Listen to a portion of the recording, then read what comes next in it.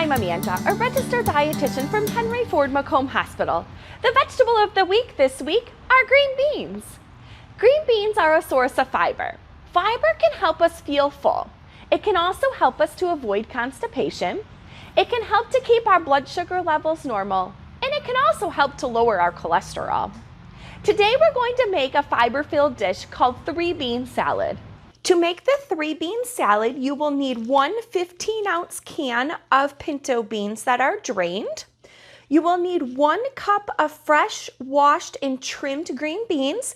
I cut them into 1-inch pieces and I steamed them before putting them in the salad.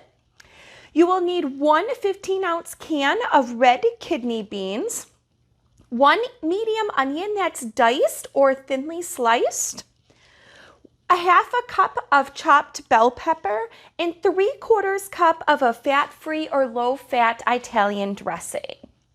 So to make the salad, we will take our bowl and we're going to add all these ingredients in. So I have my can of pinto beans, kidney beans, I have my green beans, diced onion, bell pepper, and then my Italian dressing.